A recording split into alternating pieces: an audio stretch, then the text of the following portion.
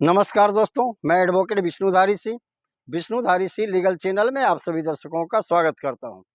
दोस्तों, आज मेरे वीडियो बनाने का टॉपिक है कि दान पत्र प्राप्त करने के बाद भी आप ज़मीन के मालिक नहीं बन सकते या संपत्ति के मालिक नहीं बन सकते। तो आइए दोस्तों, आज देखते हैं कि इसके ऊपर में कानून क्या कहता है और ऑनरेबल सुप्रीम कोर्ट या हाई कोर्ट का जजमेंट क्या कहता है। दोस्तों, जैसा कि आप जानते हैं कि दान की परिभाषा ट्रांसफ़र ऑफ प्रॉपर्टी एक्ट की धारा 122 में दी गई है। दान का मतलब हुआ एक व्यक्ति अपनी स्वेच्छा से अपनी संपत्ति को बिना किसी दबाव में किसी दूसरे आदमी को बिना कुछ उससे प्रतिफल लिए हुए, बिना उससे कुछ पैसा कौड़ी लिए हुए समर्पित कर देता है, उसको मालिकाना हक हस्तांतरित कर देता है, यानी ट्रांसफ़र कर देता है। इस प्रक्रिया को दान कहते हैं दोस्तों। यह दान जिस प्रपत्र पर लिखा कर रजिस्टर्ड होता है उसे हम दान पत्र कहते हैं दोस्तों, जैसा कि आप जानते हैं, दान प्राप्त करने के बाद जिसे दान मिलता है वह व्यक्ति उस संपत्ति का मालिक बन जाता है। लेकिन दोस्तों, जिसे संपत्ति मिलती है, अगर वो छोटी सी गलती करे तब वह दान पत्र प्राप्त करने के बाद भी संपत्ति का मालिक नहीं बन सकता। इसी मुद्दे पर आज का ये वीडियो है दोस्तों, इसके अंदर में जो व्यक्ति दान देता है उसे हम डोनर कहते हैं, दानदाता, और वह व्यक्ति जिसे दान मिलता है उसे हम डोनी कहते हैं, दानग्राही। दोस्तों, section 123 transfer of property act कहता है कि डीड ऑफ गिफ्ट यानी दान पत्र जितना भी होगा वो रजिस्टर्ड होगा। दोस्तों, सेक्शन 123 यानी 123 ट्रांसफ़र ऑफ प्रॉपर्टी एक्ट यह प्रावधान करता है कि दान पत्र रजिस्टर्ड होगा और उस पर दाता माने दानदाता या डोनर जिसे कहते हैं और उनके 2 गवाहों के हस्ताक्षर होने जरूरी हैं। तो आइए दोस्तों, अब समझते हैं कि ऑनरेबल सुप्रीम कोर्ट इस मुद्दे पर क्या कहता है, कब आप दान प्राप्त करने के बाद भी संपत्ति के मालिक नहीं बन सकते हैं। दोस्तों, केस का टाइटल है एस सरजीनी अम्मा बनाम बेलायू धन पिल्लई श्री कुमार।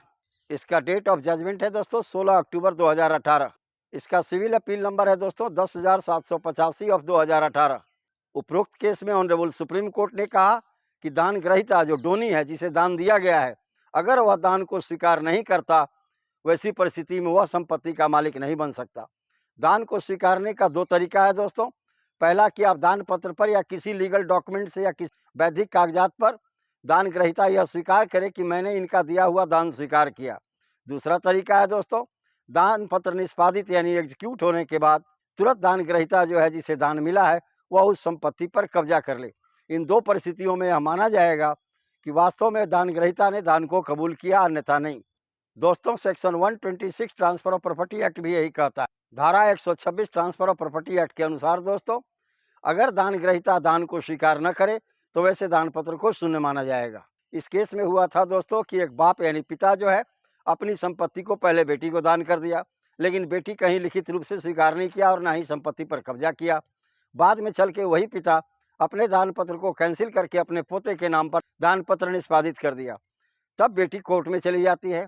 कोर्ट में सुनवाई होते होते मामला सुप्रीम कोर्ट पहुंचता है और सुप्रीम कोर्ट ने उपरोक्त जजमेंट उपरोक्त केस में दिया। तो दोस्तों, इस प्रकार आप देख रहे होंगे कि एक छोटी सी गलती के चलते जहां पर दान ग्रहीता सिर्फ दान को स्वीकार न करे, वैसी परिस्थिति में दान पत्र निष्पादित होने के बाद भी, रजिस्टर्ड दान पत्र एग्जीक्यूट होने के बाद भी वह दान ग्रहीता संपत्ति का मालिक नहीं बन सकता। तो दोस्तों, इस प्रकार यही हमारा वीडियो अब संपन्न हुआ। अगर आपको मेरा यह वीडियो पसंद आया तो आप इसे लाइक करें, सब्सक्राइब करें, अपने साथियों से शेयर करें। धन्यवाद। अब विशेष अगले वीडियो में।